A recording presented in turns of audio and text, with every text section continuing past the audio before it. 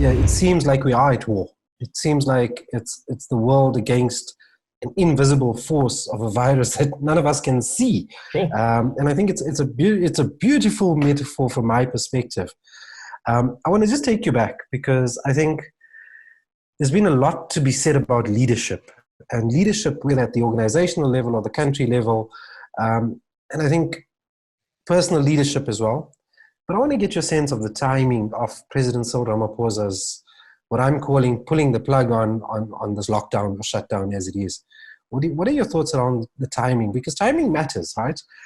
You and I have had many discussions around many great innovations that would not have seen the light of day and been as successful as they are had they not had the ideal sort of environment and the timing to be out there, right? So what's your sense of the timing that was used or by the president yesterday?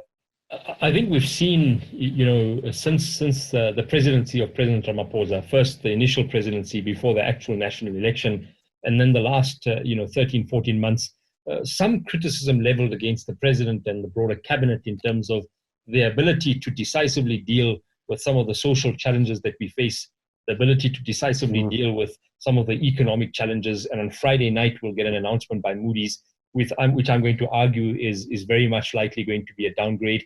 The fact that, we have triple challenges that are often spoken about. And there's often been criticism leveled against the president that says, what has he done in terms of steady, bold, decisive leadership that takes the country in a certain direction? I think that brings us to this question around timing. I think often, certain leaders need some types of environments like the one we have now that gives him the ability to be able to use a lot of the type of leadership capabilities and strengths that he has had that perhaps haven't been able to be fully leveraged. And let's maybe talk about 5 of those.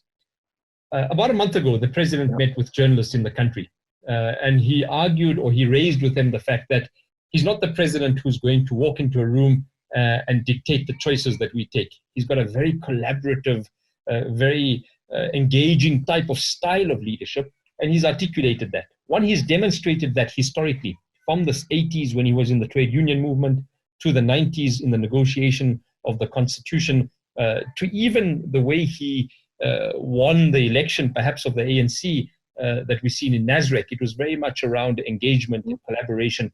And I think what you've seen in the last 2 days, much to the ire in terms of some of the desperation of citizens saying, please come and speak to us, was the importance of being able to engage with a wide variety of stakeholders.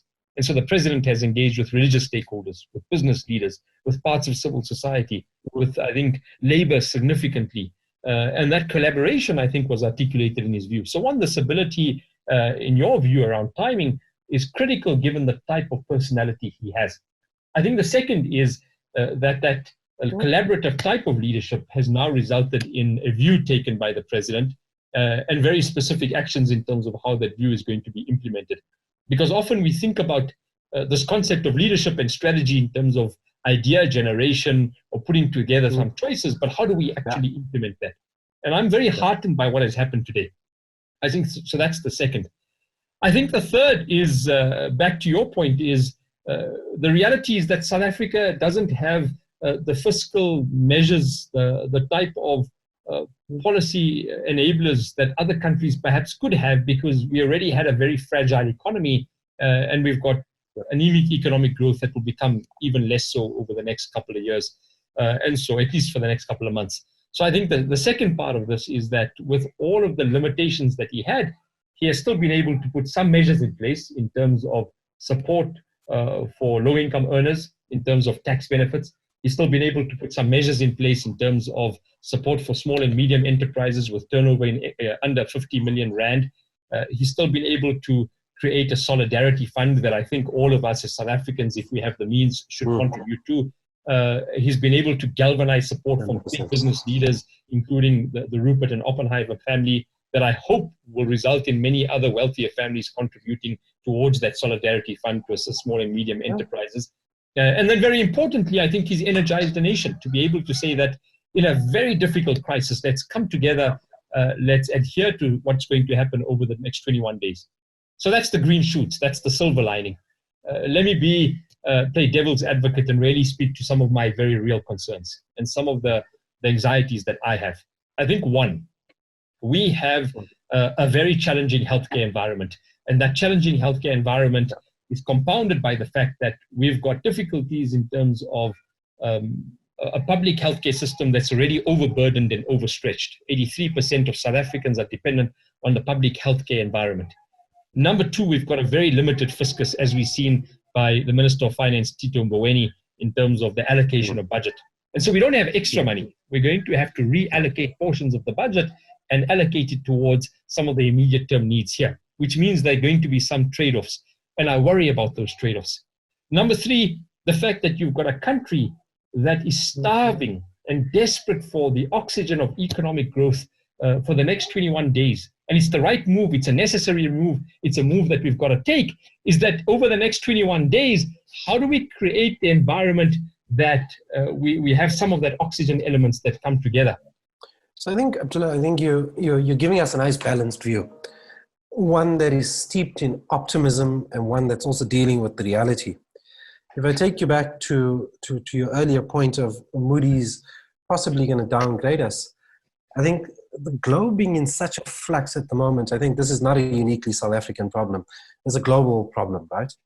What does that mean for us from a macroeconomic perspective if Moody's downgrades us at this point? I mean, the analogy that I'm using is we were a dog that was lying down already. It would be another kick. But is this the time for South Africans to really pull together and say, this is our future, that we can start to dictate that Moody's may hold off on a decision or keep us where we are? Okay, so I'm arguing that, earlier you made the point just that Moody's may downgrade us. I'm arguing that, listen, they may just keep us up simply because, the world is in a state of flux. Worst case scenario is that they do downgrade us on Friday. We're a lying dog as is, and this virus is essentially helping with just being kicked, unfortunately. And I apologize for the analogy that I'm using, but I mean it's the reality of what we face. But is this the time for South Africans, the Solidarity Fund possibly being the seed of this thing, to say, South Africa, we're all in this together. We are rock bottom. How do we start growing this economy again? How do we bring the social, the political, the economic, and all of these different factors all together in a world that for me is almost saying, is this a reset button for us? Is this what we needed? If there's one thing we know, then it's true of all South Africans. I always argue that we have our Twitter group, we have our social media groupings. But when stuff hits the fan, South Africans will band together. And that's something that we've got to now truly get going. But so just to that point, Abdullah, I think, what is the impact of this thing on the broader South African society? You've touched on it, but I really wanted to talk from a social perspective now and let go of the economic side. Because I think the economics are telling us what the economics are. We can see the rand-dollar exchange. We can see the markets are depressed. But I really want to understand, what does this mean for society in South Africa?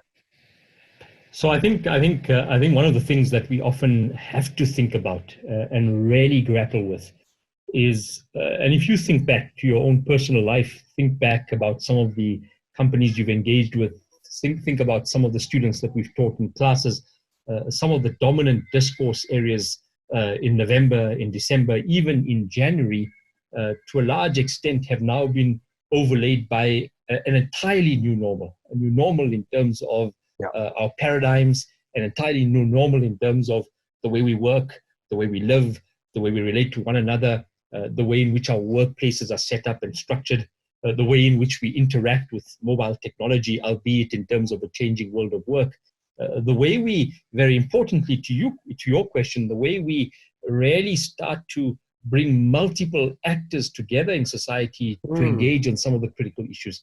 And so I think what is really important, and if we're able to, very importantly over the next 21 days and perhaps over the next 2-3 months globally, yes, in reality, flatten the curve.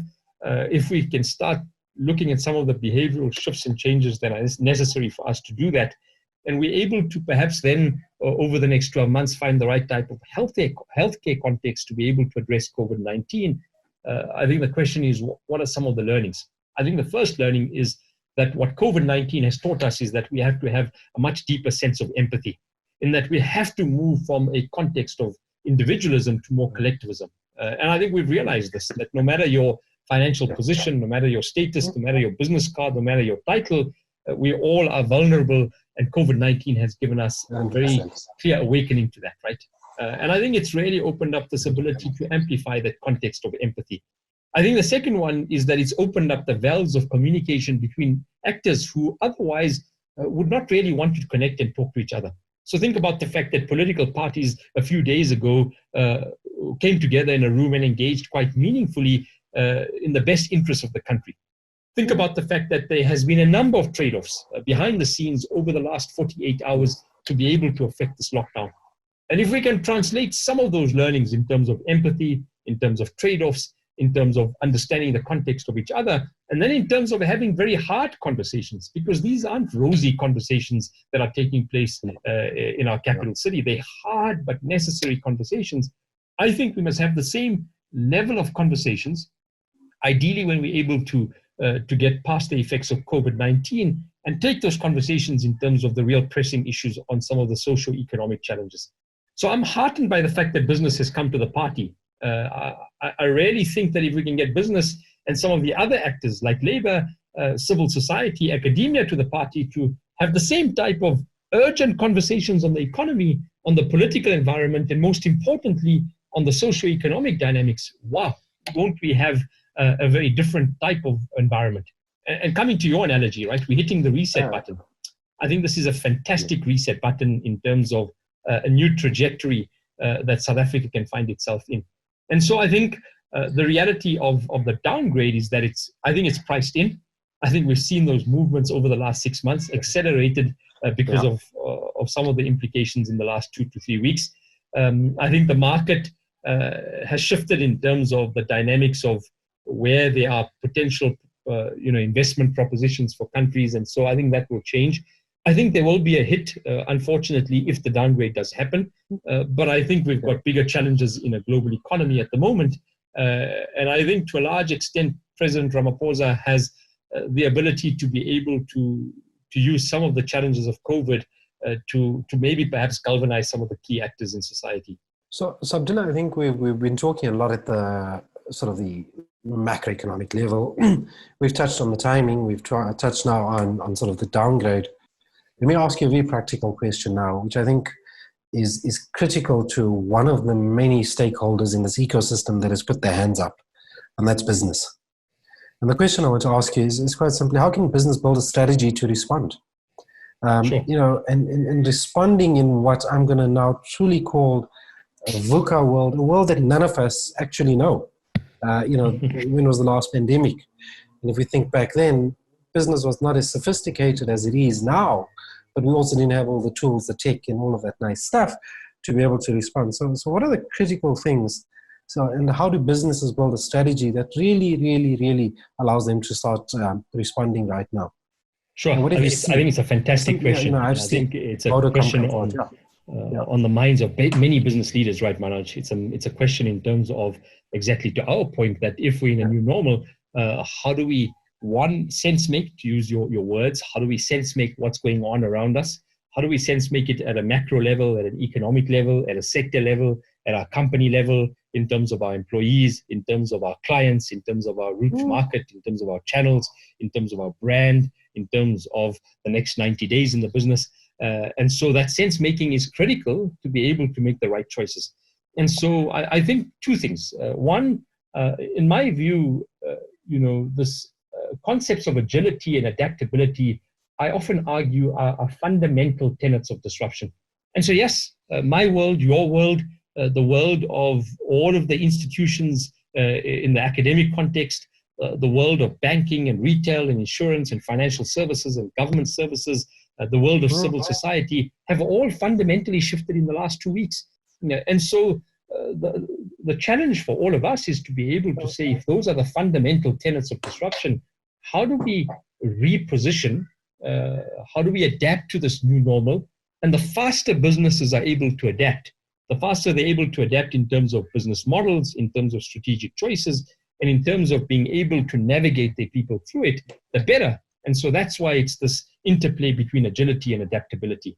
I think the second one is that we have to think about what the next 90 days is in terms of the business operations. And so for me, there's some important characteristics there. One, in a lockdown environment and in a depressed economic environment, we've got to really pressure test liquidity and P&L all the time and more regularly. I think that's so important in terms of businesses being able to manage, especially small and medium-sized businesses, manage some of the short-term liquidity challenges. The second one is the ability to be able to quickly adjust operations, but also human capital to this new normal. That perhaps there's a new way in which we're going to provide our goods and services to the market. And the less we provide a disruptive environment, but rather make it an adjustment in terms of the new normal, the better. The third one is aligned to that. I think we have to create and we have to accelerate psychological safety to our staff and to all of our clients. And I think we've got a responsibility as businesses to do that. The more we amplify psychological safety, the better it is in terms of people being able to adapt to some of that there. I'll use a very personal example. Our dean at Gibbs, as you know, hosts a daily call with us every day with all staff of the institution. And I think it's really been incredible in terms of what that has meant to different people, including myself, as a measure of psychological safety, that we are coordinated at an institutional level. So that's the third. I think the fourth one is that businesses have to start thinking about beyond the lockdown, what are they going to do to be able to pick up some of the pieces that are there? And that is very much around looking proactively, really playing an offensive game in terms of especially growing the business and the operations that are out there. And lastly, and perhaps most importantly in terms of how businesses should navigate some of this here, is that if you take all of what I've spoken about, adaptability and agility, psychological safety, creating stability in terms of a new normal, managing profit and loss, ensuring that you're very clear about some of the liquidity and pressure testing some of that liquidity in the business, all of that has to be overlaid by this reality that we have to ask the question of ourselves as business leaders, what are the more medium-term choices that we're going to take as organizations? Because in my view, perhaps we're going to see a cycle, and are we ready? Are we proactive, and are we equipped in terms of riding the next wave of that cycle? And so I think, yes, there are parts of the business that have to be very defensive, but there are lots of parts of the business that have to say, in an upturn, how do we look at some of the opportunities that come through from a new context, arguably? So, Abdullah, I'm going to add one point onto that, because I think we're going to have to start thinking differently. I 100%. Think the way we've been thinking currently has been we've just got to start changing the manner in which we think. I think the ability to make risk-based decision-making, as I call it, the ability to understand, which is famously a book by Nassim Taleb, right, on the Black Swan events. Yeah. It's highly improbable, but when that improbability does come along, it can wipe out an entire company, as we saw in 2008, 2009, cause a global recession economically, which had social impacts, or the highly improbable of a pandemic, which essentially brings every facet of every country down to its knees very quickly. Yeah. And old thinking is not going to be able to get us into the future.